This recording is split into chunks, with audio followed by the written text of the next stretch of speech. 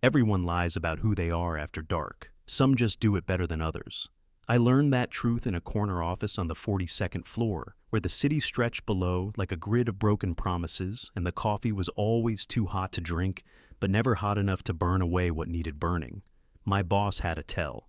Marcus Grayson, 6 feet of tailored ambition and cologne that cost more than my monthly rent, always straightened his tie before he lied. Not obviously. Just a small adjustment, 2 fingers against silk, like he was making sure his armor was in place before the kill. He straightened his tie when he called me into his office that Tuesday morning. The view behind him was spectacular. Floor-to-ceiling glass overlooking downtown. The kind of vista that makes you feel powerful, even when you're powerless. I'd spent 3 years earning my place in that view, 3 years of late nights and skipped dinners and presentations that made the executives nod and smile and promise things they'd forget by morning.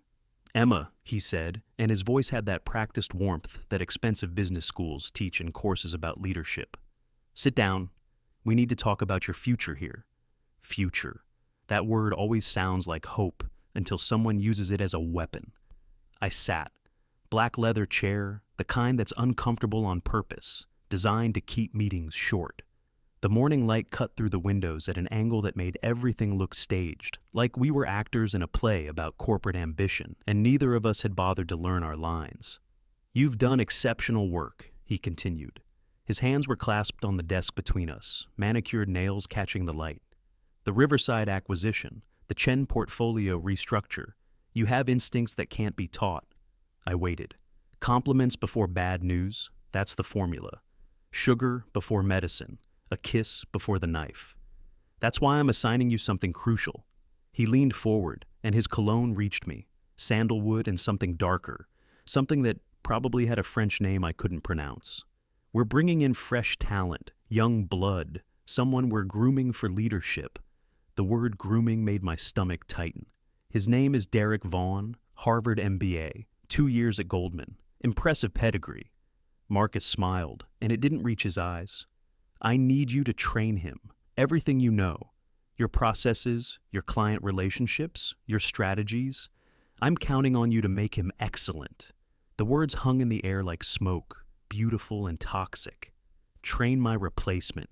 He didn't say it like that, but we both knew what it meant. In corporate speak, everything is softened, euphemized, wrapped in language that pretends to care while it cuts your throat. "Of course," I heard myself say. My voice was steady, professional, the voice of a woman who'd learned to swallow fury and call it patience. "When does he start?" "Monday." I knew I could count. "On you, Emma. You're a team player. Team player. Translation. Useful until you're not." I stood, shook his hand. His grip was firm, confident, the handshake of a man who'd never doubted his place in the world. I wondered what that felt like. Back at my desk, the city noise filtered up through 42 floors of steel and glass. Distant sirens, construction, the ambient hum of 10 million people trying to matter.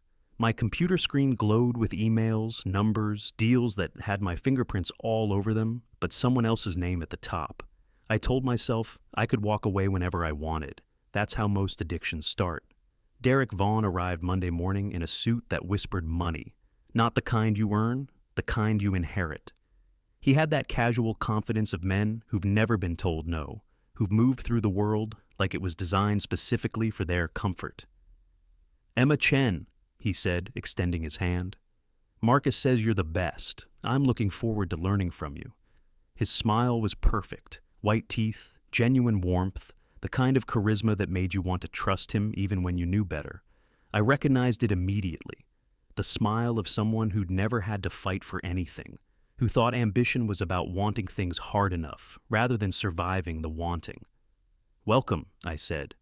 "Let's get started." Teaching someone your job is an intimate kind of violence. Every technique I showed him, every client relationship I introduced him to, every strategic insight I shared, it was like handing over pieces of myself, watching someone else try them on, seeing how easily they fit. He was good. That was the worst part. Smart, quick, charming in that effortless way that opens doors. Within 2 weeks, clients were asking for him by name. Within a month, Marcus was CCing him on emails that used to come only to me. We worked late most nights. The office after hours had a different quality, quieter, more honest somehow, like the building itself could finally drop its professional mask. Just the hum of computers, the distant vacuum cleaners, the city lights painting shadows across empty desks. "You never talk about yourself," Derek said one evening. We were reviewing the Patterson account, spreadsheets glowing between us like tarot cards predicting futures neither of us could control. "Not much to talk about," I said. "I don't believe that." He leaned back, loosened his tie. The gesture felt calculated, like he'd practiced looking casual. 3 years here, top performer, and I can't find anything about you online. No LinkedIn bragging, no social media presence. It's like you don't exist outside this building." "Maybe I don't," he laughed. Thought I was joking. Men like Derek always think women are joking when they tell the truth. "Come on, family, friends, secret life as a jazz singer or underground poker champion." "My father owns a restaurant," I said. It wasn't a lie, just an incomplete truth. "In Chinatown, small place, nothing special." "That's something? Do you work there?" "Used to, long time ago." He waited for more, but I gave him silence instead. Silence is a weapon people don't recognize until it's too late. The truth was simpler and more complicated than Derek could imagine. My father did own a restaurant. He also owned 17 other restaurants, and 4 hotels, and enough commercial real estate to make Marcus Grayson's portfolio look like pocket change. Chen Wei didn't believe in press, didn't believe in flash. He believed in work, in building things that lasted, in teaching his children that money was a tool, not an identity. When I told him I wanted to work in finance, to make it on my own, he nodded once and said, "Then you work on your own. No name, no connections, you earn it." So I dropped the Wei, kept the Chen, and walked into the world like I had nothing but my brain and my hunger. 3 years of proving myself to men who'd never had to prove anything. 3 years of being excellent in a system designed to reward mediocrity with the right last name. I watched Derek charm his way through meetings I'd orchestrated, take credit for strategies I'd taught him, receive praise for executing plans I'd designed. Marcus beamed at him like a proud father, that same expression he'd never quite managed when looking at me. It wasn't love, it was gravity. And I was tired of pretending to resist. The end came on a Thursday. Marcus called me in again, and this time he didn't bother straightening his tie. Didn't need to. We both knew what was coming. "Emma, you've been an invaluable asset to this team." Invaluable, past tense. The word landed like a period at the end of a sentence I'd been trying not to read. "But we're restructuring. Derek's ready to take on more responsibility, and frankly, we can't justify 2 senior analysts on the same accounts. I'm sure you understand." I understood perfectly. He was younger, cheaper, male, connected. I was none of those things. "I'm letting you go," he continued, and had the audacity to look sympathetic. "Effective immediately. We'll give you 3 months severance. Generous, considering." Considering what? Considering I'd built half his portfolio? Considering I'd made him look good to executives who wouldn't remember my name at his promotion party? "I see," I said. "I hope there are no hard feelings. This is just business." Business. The word people use when they want to do something cruel without feeling guilty about it. I stood, didn't shake his hand this time.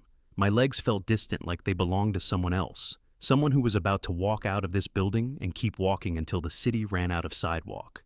Derek was at my desk when I got back, boxing up my things. He had the decency to look uncomfortable. "Emma, don't." My voice was quiet, controlled. "You did what you were supposed to do. Congratulations." It wasn't personal. It never is. I took the box from him. 3 years fit into 14 inches of cardboard, a coffee mug, a plant someone had given me for my birthday, a framed photo of the Golden Gate Bridge I'd used as a reminder that beauty existed outside fluorescent lighting. The elevator ride down was 42 floors of silence, each floor a small death of the person I'd been trying to become. The lobby was marble and glass, and the kind of beauty that's designed to make you feel small. Security watched me leave with the professional indifference of men who'd seen this scene 1,000 times. Outside, the city was exactly as I'd left it that morning. Traffic and noise and people moving with purpose. Everyone certain they were going somewhere that mattered. I stood on the sidewalk with my cardboard box and 3 years of swallowed ambition, and for the first time in a long time, I felt something like clarity. Some lies sound like love when the lights are low. I'd lied to myself about this place, about what hard work could earn in a system designed to reward inheritance over excellence. I'd played by rules that were never meant to let me win, but there were other games, other rules. I pulled out my phone, found a number I hadn't called in 3 years. My father answered on the second ring. "Baba," I said, and the word felt like coming home. "I need to talk to you about Marcus Grayson." His silence on the other end was different than Derek's, different than Marcus's. It was the silence of someone who listened without needing to fill space with performance. "Come to dinner," he said finally. "We'll talk." The restaurant was in Chinatown, tucked between a pharmacy and a shop that sold jade bracelets and tourist promises. Red lanterns, gold trim, the smell of ginger and star anise greeting you like a grandmother's embrace. Most people walked past without noticing. That was by design. My father was in the back office, reviewing papers with reading glasses perched on his nose. At 63, he still moved with the precision of someone who'd built everything from nothing and knew exactly what nothing looked like. "Sit," he said, gesturing to the chair across from him. "You look tired." "I got fired today." He nodded, didn't look surprised. "Tell me." So I did. Every detail, every careful humiliation, every moment of watching my work become someone else's victory. He listened without interrupting, his face impassive in that way that made you talk more than you intended, like silence was permission to tell the truth. When I finished, he was quiet for a long moment. Then he stood, moved to a cabinet, pulled out a bottle of baijiu and 2 small glasses. "Your mother and I," he said, pouring, "we came here with nothing, less than nothing. We had debt. I washed dishes in a restaurant not far from here. She sewed in a factory where they locked the doors during shifts so no one could leave. I'd heard this story before, but never like this. Never with this edge to his voice.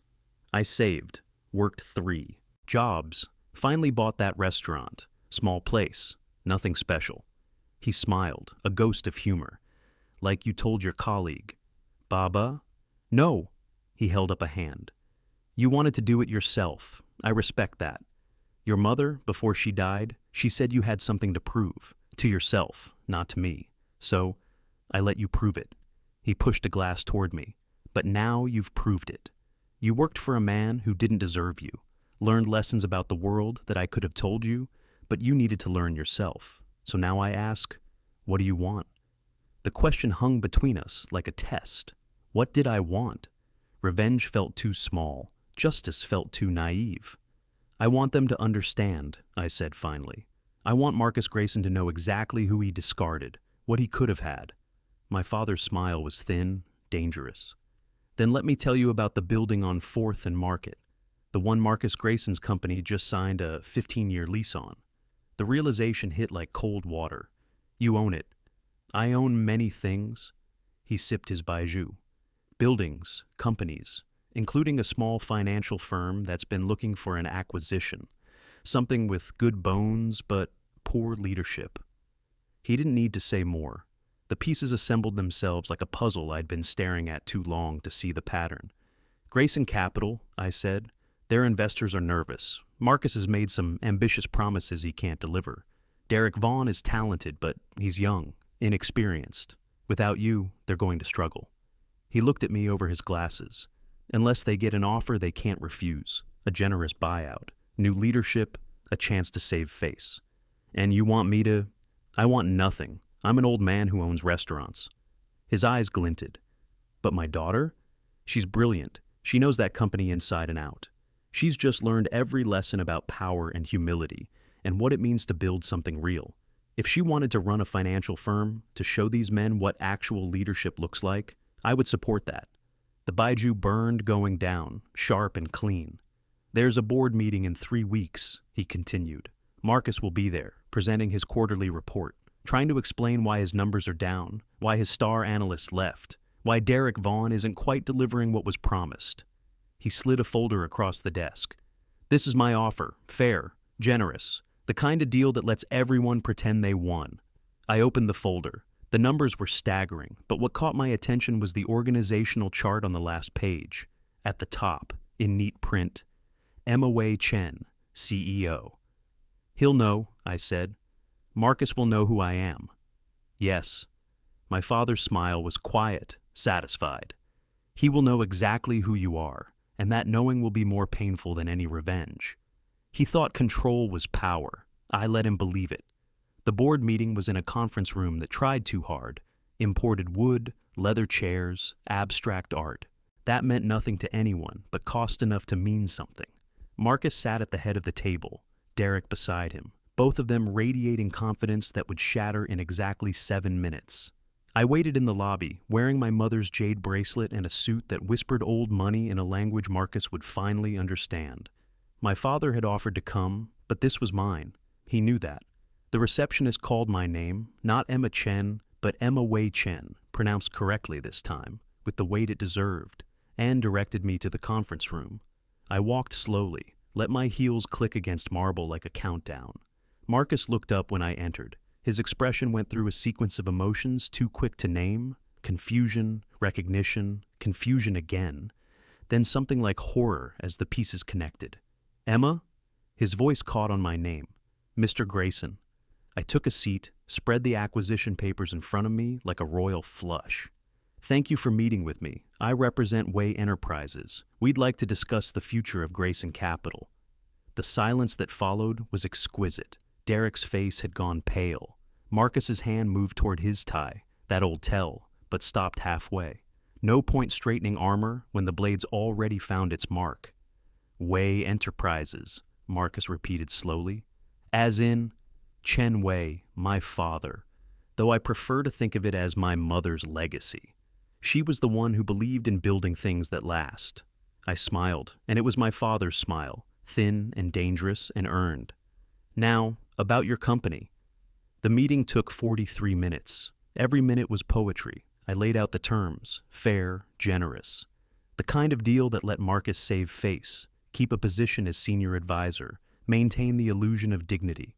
Derek would stay on, report to new leadership, continue to learn, this time from someone who actually knew what they were doing. Marcus tried to negotiate, but his heart wasn't in it.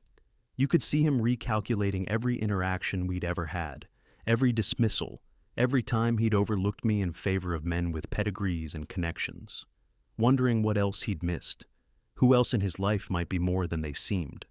I don't understand, he said finally. His voice had lost its practiced warmth, all those business school techniques stripped away. Why didn't you say something? Why work for me at all if you didn't need to? Because I needed to know if I was good enough, if I could make it without my name, without my father's money, on just my skill and my work. I met his eyes. Turns out I could. The question is whether you could recognize it. He didn't fall. I just stopped pretending to hold him up. Derek spoke for the first time.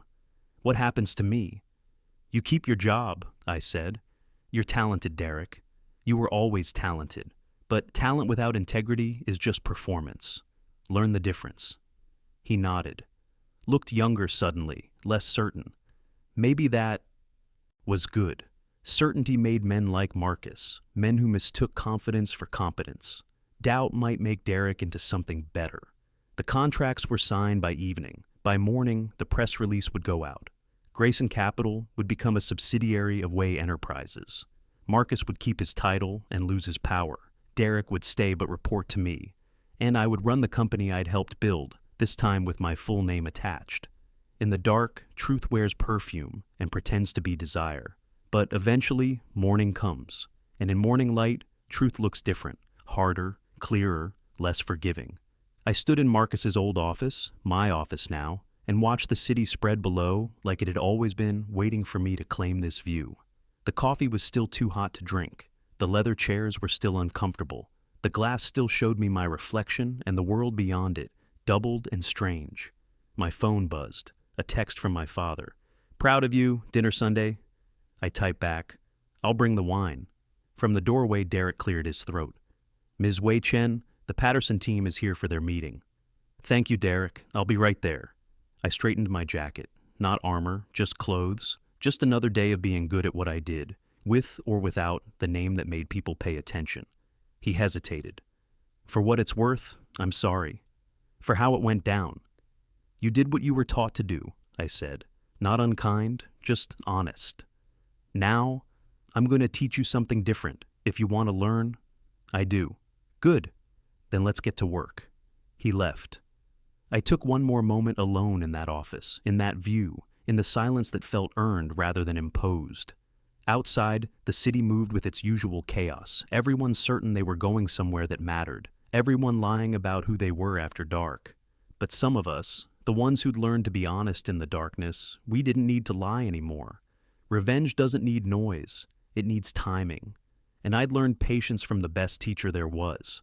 A man who'd built an empire washing dishes, who taught his daughter that power wasn't about being seen, but about knowing who you were when no one was watching.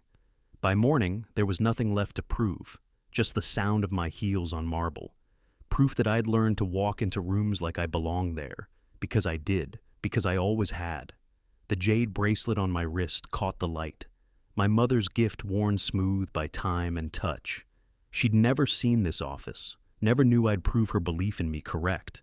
But I felt her here anyway, in the weight of the stone, in the strength it took to wear your name with dignity. Everyone lies about who they are after dark. But I was done lying, done hiding, done pretending to be less so. Men like Marcus could pretend to be more. The Patterson meeting went well. They always did. I was good at this. I'd always been good at this. The difference was, now everyone knew it. Now, when I walked into rooms, they stood. When I spoke, they listened. Not because of my father's name, though that helped, I wouldn't pretend otherwise, but because I'd earned their respect the hard way, through work that couldn't be dismissed or stolen or reassigned. Marcus attended that first week, sitting in on meetings with the careful neutrality of a man who'd lost his kingdom but kept his crown. I wasn't cruel, didn't need to be. His presence was punishment enough, watching me do the job he'd convinced himself I couldn't, making decisions he'd never trusted me to make. Friday evening, he stopped by my office. The building was quiet, most people gone, just that after-hours quality where truth felt easier somehow. I wanted to apologize, he said. Stood in the doorway like he wasn't sure he had permission to enter. For not seeing what was in front of me. You saw what you wanted to see, I said. We all do. That's generous. No, it's honest. You believed in a world where pedigree matters more than performance, where connections trump competence. You're not wrong. That world exists, but it's not the only world. He nodded slowly. For what it's worth, you're going to be brilliant at this. I know. The confidence in my voice made him smile, sad and genuine. You always were. He left. I didn't watch him go. There was no satisfaction in his diminishment, no joy in his recognition coming too late to matter. Just the quiet awareness that some lessons cost more than others, and some people pay for their education by losing what they had taken for granted. Sunday dinner was at the restaurant, in the private room upstairs where family gathered and business stayed downstairs. My father had made my mother's dumplings, the recipe she'd guarded like treasure, and the smell filled the room with memories of hands folding dough, of laughter and arguments and love that didn't need translation. To new beginnings, my father said, raising his glass. To old wisdom, I countered, raising mine. We drank. The baijiu burned less this time.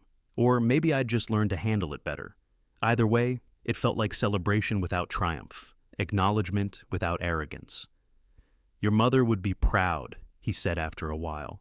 She always said you had steel in your spine and silk in your voice. Dangerous combination.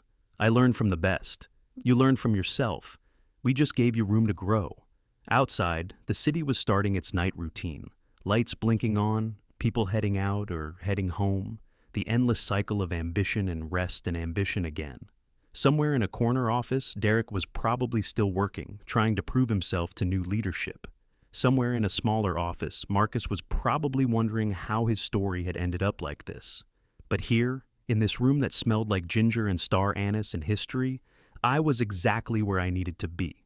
Not because I'd won or lost or proved anything to anyone, but because I'd finally learned the difference between being seen and being known, between carrying a name and earning one. He taught me how to lie without guilt. I taught him how to listen without hope, except that wasn't quite right. Marcus hadn't taught me to lie. He'd taught me that some truths were worth protecting, worth keeping close, worth revealing only when the time was right. And I'd taught him not just to listen, but to see, to recognize that power came in forms he'd never thought to look for. "What's next?" my father asked. "I build," I said. "Same as you did, same as Mom did. I take what's there and make it better, make it matter. And if it gets hard, then it gets hard. I'll handle it." He smiled, reached across the table and squeezed my hand, his grip still strong despite the years. "You always do." Later, walking home through Chinatown streets where lanterns cast red shadows and the smell of street food mixed with exhaust and possibility, I thought about endings. How they're never as clean as we want them to be, never as satisfying as revenge or as simple as victory. The best endings, I was learning, felt like beginnings, like doors opening onto rooms you'd been trying to enter your whole life without realizing the key was in your pocket all along. My phone buzzed, an email from Derek. "First draft of the Chen portfolio restructure. Want your eyes on it before Monday." I smiled, typed back, "Send it over." And Derek, "Good work this week." 3 dots appeared, disappeared, appeared again. Finally, "Thank you for the second chance." "Everyone gets one," I wrote. "What you do with it is up to you." The city stretched out before me, vast and indifferent and beautiful in its chaos. Somewhere in those lights were people like I'd been, hungry, invisible, excellent in ways no one noticed, working for bosses who'd never see them, training replacements who'd take credit for their brilliance, swallowing fury and calling it patience. I couldn't save them all, couldn't teach them all the lessons I'd learned the expensive way, but I could run my company differently, could build something where talent mattered more than pedigree, where names opened doors but work kept them open, could be the boss I'd needed when I was starting out, afraid and ambitious and too proud to ask for help. In the dark, truth wears perfume and pretends to be desire. But in the daylight, in the clear morning of actually doing the work, truth wore whatever it needed to. Sometimes silk, sometimes steel, sometimes both. I turned the corner toward home, heels clicking against pavement, jade bracelet cool against my wrist. Behind me, the restaurant's lights glowed warm and steady. Ahead, my apartment waited, quiet and mine. And Monday, the office would be there, ready for whatever I'd make of it. Everyone lies about who they are after dark. But I was learning to tell the truth in daylight, to wear my full name without apology, to be powerful and broken and kind and ruthless in all the ways that mattered, to be, simply and completely, myself. And that, I was learning, was the most dangerous thing of all.